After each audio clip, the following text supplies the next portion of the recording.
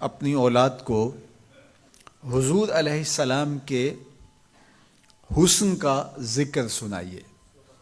حضور کے جمال کے تذکرے بتائیے۔ یہ انسانی فطرت ہے، یہ انسانی طبع ہے کہ اس کا حسن کی طرف میلان ہوتا ہے۔ جہاں بھی حسن ہو، چاہے وہ پھولوں کی نزاکت میں ہو، لطافت میں ہو، وہ کوس قضا کی رنگینی میں ہو، دھنک کی شوخیوں میں ہو، ساون کے چڑھتے بادلوں میں ہو، یا وہ جھیل کی بچھی ہوئی آنکھ میں ہو، یا پپیہے کی آواز میں ہو، بلبل کے خوبصورت لہجے میں ہو، کوئل کی دل نواز صدائے محبت میں ہو، حسن جہاں بھی ہوگا، جس روپ میں بھی ہوگا، دلکش ہوگا۔ تو جب یہ طے ہے کہ انسان طبعاً حسن کی طرف مائل ہوتا ہے، تو حضرت اقبال کہتے ہیں کہ پھر اس کو اس کا ذکر سناؤ اور اس کے حسن کی بات سناؤ، جہاں حسن بھی پانی بھرتا ہے، عشق بھی غلامی کرتا ہے۔ حضور کے حسن کا ذکر سناؤ۔ مکھ چند بدرشا متھے چمک دی لاٹ نورانی ہے، کالی زلف تے اکھ مخمور رکھی ہن مد بھریاں۔ کائنات میں بڑے سونے ہوں گے، بڑے جمیل اور حسین، مہوش اور خوبصورت ہوں گے، لیکن جو جمال اللہ نے آمنہ کے لال کو دیا وہ انہی کو ہی دیا ہے۔ لکھاں آئے لوک زمانے تے محبوب خدا جیا کوئی نہیں، لکھاں آئے لوک زمانے تے محبوب خدا جیا، لکھاں سونے بن بن بیندے نے او دی خاکے پا جیا کوئی نہیں، او دی خاکے پا جیا۔ جو حسن ان کے پاؤں کے ناخن میں رکھا ہے، جو حسن ان کی ایڑی میں رکھا ہے، اللہ اکبر، جو حسن ان کے تلووں سے نکلنے والی گرد میں رکھا ہے، ان کے نالین کے جوڑوں سے نکلنے والی دھول میں رکھا ہے، وہ کہکشاؤں میں بھی نہیں ہے۔ جس کے تلووں کا دھون ہے آب حیات، جس کے تلووں کا دھون آب حیات ہے، وہ جان مسیحا ہمارا نبی۔ اللہ اکبر۔ حضرت میمونہ بنت کردم رضی اللہ تعالی عنہ صحابیہ ہیں، فرماتی ہیں مجھے شوق ہوا حضور کو دیکھنے کا، تو میں اپنے باپ کے ساتھ حضور کو دیکھنے آئی، اور حضور ناقہ پہ سوار تھے، چہرے کی چمک کہ آنکھ نہیں اٹھتی تھی، کہاں ہمت کے اس جمال کی تابشوں کی تاب لا سکیں۔ تو کہا میرے میں ہمت نہ پڑی کہ جمال روح محمد کا نظارہ کروں،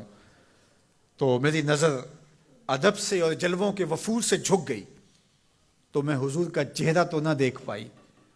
لیکن حضور سواری پہ بیٹھے تھے تو میری نظر حضور کے مبارک قدموں پہ پڑی۔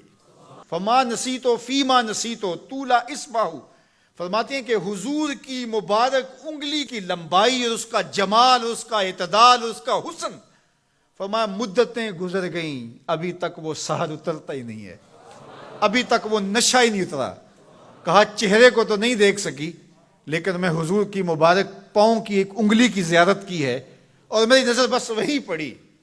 اور ایک لمحے کے لیے پڑی، اور دوبارہ دیکھنے کی تاب بھی نہیں ہوئی، لیکن حضور کی انگلی کا وہ جمال اب تک میرے خیالوں میں بسا ہوا ہے۔ یا جس کے مبارک پاؤں کی انگلی اتنی جمیل ہے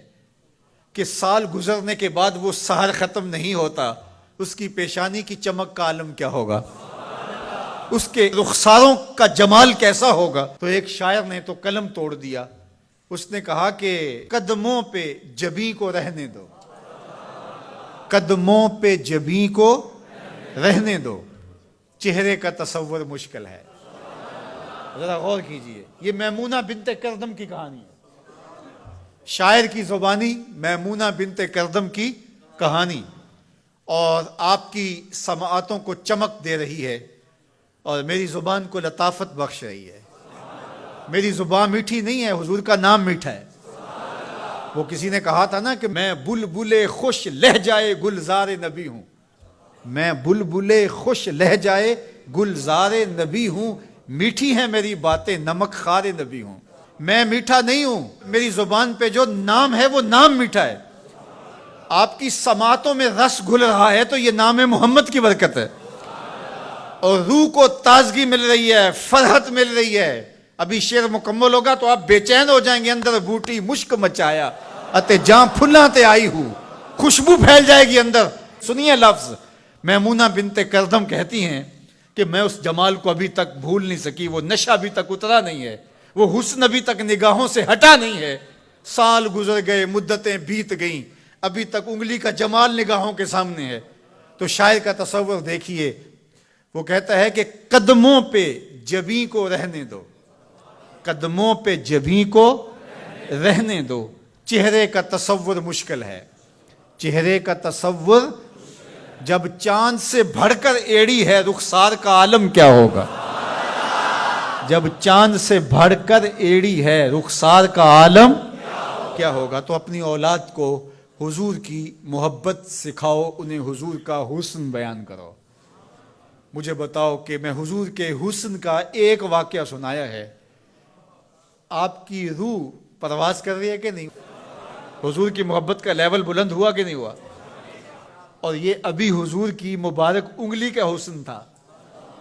ابھی رخ منور کا تذکرہ نہیں چھڑا، ابھی پیشانی کی کہانی نہیں چھڑی، ابھی تو لب لالی کی بات نہیں ہوئی، ابھی تو زلف عنبری کی کہانی نہیں چھڑی،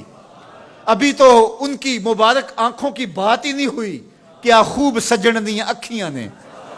کیا خوب سجن دیاں اکھیاں نے، جی میں پر کے سرائیاں رکھیاں نے، ابھی تو ان آنکھوں کا تذکرہ نہیں چھڑا، اور مازاق کے کجلوں کی کہانی نہیں چھڑی، ابھی تو ابروؤں کی بات نہیں ہوئی، ابھی تو لامبی پلکوں کا تذکرہ نہیں چھڑا، ابھی تو ید اللہ والے ہاتھوں کی بات ہی نہیں ہوئی، ابھی تو علم نشرہ کے سینے کا تذکرہ ہی نہیں ہوا، ابھی تو حضور کی مبارک زلفوں کے خم جن کو خدا بھی حمیم کہے، ابھی تو اس کی کہانی نہیں چھڑی، ابھی تو پاؤں کی انگلی کی بات ہے، اور روح رقص کر رہی ہے۔ تو جب آپ اپنی اولاد کو حضور کے چہرے کا ذکر کریں گے، حضور کے جمال کی کہانی سنائیں گے، تو ان کے سینے میں حضور کا پیار پیدا ہوگا یا نہیں ہوگا؟